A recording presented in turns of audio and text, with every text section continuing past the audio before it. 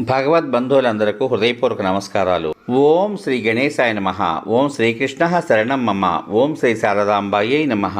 శ్రీమద్భాగవతం శ్రీకృష్ణ లీలామృతం ఉత్తరార్థం దశమస్కంధం అధ్యాయం 26 నందు రాజసూయ సమాప్తి, దుర్యోధనునికి అవమానం మొదలైన కథలను ఈ భాగంలో విందాం. పరీక్షణ్ మహారాజు మహాత్మా పాండవాగ్రజుడు మంగళాంతంగా సమాప్తి చేసిన రాజసూయ యాగానికి సుర నరాదులందరికందరూ సంతోషించారు. కానీ అసూయాపరుడైన కౌరవ జ్యేష్ఠుడు దుర్యోధనుడు వేదన చెందాడని చెప్పారు. కానీ దానిని వివరించలేదే అని అడిగిన రాజుకు సుఖమహర్షి బదులు పలుకుతూ ఉన్నాడు. రాజా, మహాత్ముడైన పాండవ జ్యేష్ఠుని ప్రేమ పాశబద్ధులైన వీరులెందరూ రాజసూయాధ్వరంలో దత్త చిత్తులై పనిచేశారు. భీమసేనుడు పాకశాలను, దుర్యోధనుడు ధనాగారాన్ని, సహదేవుడు అతిథి అభ్యాగత సత్కార సేవ, నకులుడు వస్తు సంగ్రహ కార్యక్రమాన్ని నిర్వహించారు. అర్జునుడు గురుజన సేవా శుశ్రూషలలోనూ, శ్రీకృష్ణదేవుడు అతిథుల పాద ప్రక్షాళన కార్యాన్ని శ్రద్ధగా నిర్వహిస్తున్నాడు. ద్రౌపది వడ్డనలు చూసుకుంటూ ఉన్నది.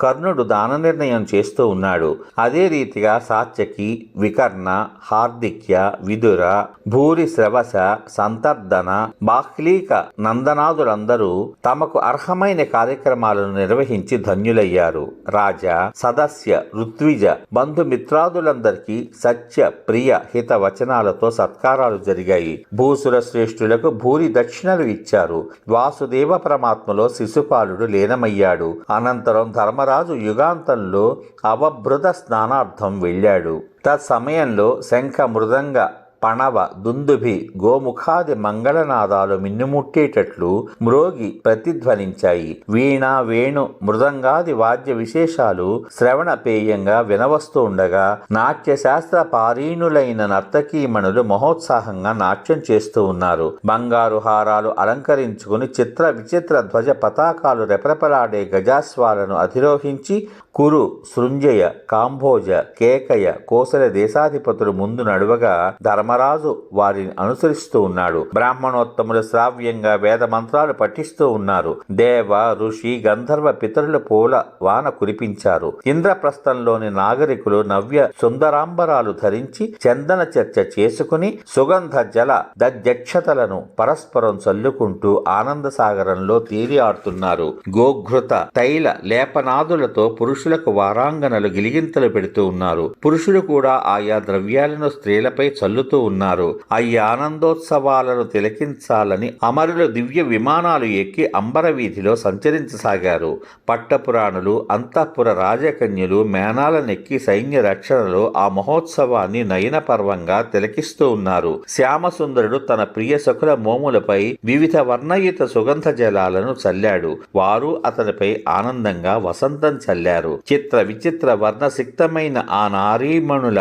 జఘన స్తన భాగాలు వింతగా గోచరించాయి. ఆ మహోత్సాహంలో ఆ సుందర లావణ్యమూర్తుల నీవీబంధ కేశపాసాదులు ఊడిపోతున్నాయి. పూలమాలల నుండి పువ్వుల రేకుల జలజల రాలుతూ ఉన్నాయి. వారు మనోహర క్రీడను తిలకిస్తున్న చంచల హృదయులు కామ పరవశులై మోహితులవుతూ ఉన్నారు. ద్రౌపది సమేతంగా ధర్మరాజు అమూల్య నవ్య వస్త్రాలను ధరించాడు.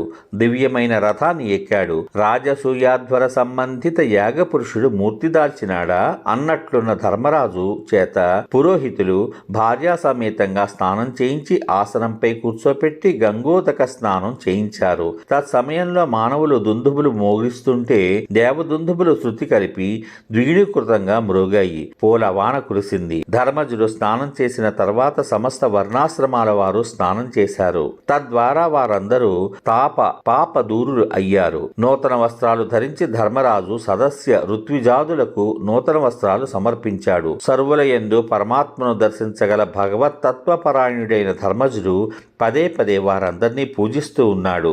అతడు ప్రసాదించిన మణికుండల వస్త్రాభరణ ఉష్ణీషాదులను అలంకరించుకున్న సభాసదులు అమరుల వలె శోభిల్లసాగారు. కుటిలాలక కర్ణ కుండలాలతో భాసించే వదనాలు గల శోభనాంగులు కటిదేశాలలో స్వర్ణ మేఖలలు ధరించి స్వర్గలోక భామినులను మరపిస్తూ ఉన్నారు. రాజసూయ యాగానికి విచ్చేసిన సర్వులు ధర్మరాజుచే సత్కారాలందుకుని సంతోషంగా స్వస్థానాలకు ప్రస్థానించారు. అమృతాన్ని పానం చేసే మానవులు ఎంతగా త్రాగినా తృప్తి చెందని విధంగా వారందరూ ధర్మరాజును ప్రశంసించడంలో తృప్తిని పొందలేకపోతూ ఉన్నారు. తర్వాత కృష్ణుని ఆప్త బంధుమిత్ర ప్రముఖులను విడిచి ఉండలేక కొంతకాలం ఇంద్రప్రస్థపురంలో ఉంచుకున్నాడు. వాసుదేవుడు సాంబాదులను ద్వారకకు పంపి తాను మాత్రం ధర్మజుని ఆనందార్థం కొంతకాలం అతనితో ఉండిపోయాడు. సర్వాభీష్టాలు నెరవేరడంతో భగవదనుగ్రహాన్ని స్మరించుకుంటూ ధర్మజుడు పరమ ప్రసన్నుడయ్యాడు. ధర్మరాజు రాజసూయ యాగం ద్వారా సంపాదించిన ఐశ్వర్య యశో విజయ సౌభాగ్యాలను తిలగించిన కౌరవాగ్రజుడు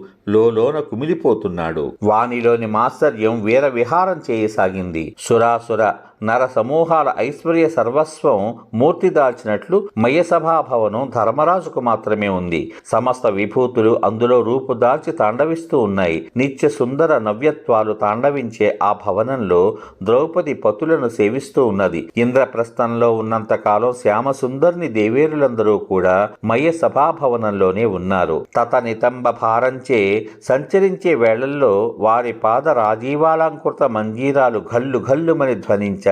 కుంకుమాంకిత కుచద్వయ మధ్య భాగాలలో ముత్యాల మాలలు అరుణవర్ణ రంజితాలయ్యాయి. ధర్మజుని వైభవ విలాసాదులను తిలకిస్తున్న దుర్యోధనుని గుండె మండిపోసాగింది. ముఖ్యంగా వాని మనస్సు ద్రౌపది యందే లగ్నమై ఉంది. ఆ కాలంలోనే ఓనాడు శ్రీకృష్ణ సోదర బంధు బాంధవ సమేతంగా ధర్మరాజు నిండు సభలో ఉన్నాడు. అతని ధన వైభవ సంపదలు వర్ణనాతీతంగానే కాదు గణనాతీతంగా కూడా ఉన్నాయి. ఎట్టివారు దాని విలువను కట్టలేరు. అమూల్య సుందర కిరీటాన్ని ధరించి దివ్య హారాంబరధారి అయి సోదరులు చుట్టిముట్టిరాగా దుర్యోధనుడు అక్కడి ద్వారపాలకులను కుపిత నేత్రాలతో చూస్తూ వస్తున్నాడు. అక్కడి ప్రదేశాలు జల స్థల భేదాన్ని గుర్తించడం కష్టంగా ఉంది. మయసభలో సంచరించడం సుగమం కాదు. జలభ్రాంతిచే అతడు బట్టల పైకెత్తి నడువగా అక్కడ జలాలు లేవు. కానీ స్థలభ్రాంతిచే మామూలుగా నడువ నీటిలో పడి వారి బట్టలు తడిసిపోయాయి. అతని దశను తిలకించిన భీమసేనాదులు రాణులు ఇతరేతర జనులు పకపకా నవ్వారు. కానీ ధర్మజుడు నివారించ అతి కష్టం మీద వారు నవ్వు ఆపుకున్నారు. స్వతహా దురభిమాని అయిన దుర్యోధనుడు వారి హాస పరిహాసాలకు కుపితుడైపోయాడు. అసలే అసూయాగ్రస్తుడైన అతడు కోధోద్రిక్త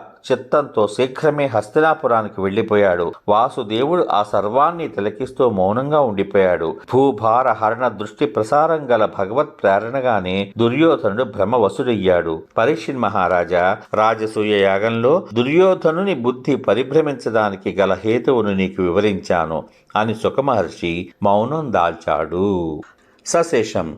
ఇంతవరకు మీరు శ్రీమద్భాగవతం శ్రీకృష్ణ లీలామృతం ఉత్తరార్థం దశమ స్కంధం అధ్యాయం 26 నందు రాజసూయ సమాప్తి, దుర్యోధనునికి అవమానం మొదలైన కథలను విన్నారు. రేపటి భాగంలో శ్రీమద్భాగవతం శ్రీకృష్ణ లీలామృతం ఉత్తరార్థం దశమ స్కంధం అధ్యాయం 27 నందు యాదవ సాళ్వుల మధ్య యుద్ధము మొదలైన కథలను విందాం. ఓం నమో భగవతే వాసుదేవాయ. సర్వే జనా సుఖినో భవంతు. ఓం శ్రీకృష్ణ పరబ్రహ్మణే నమః. శుభమస్తు. స్వస్తి.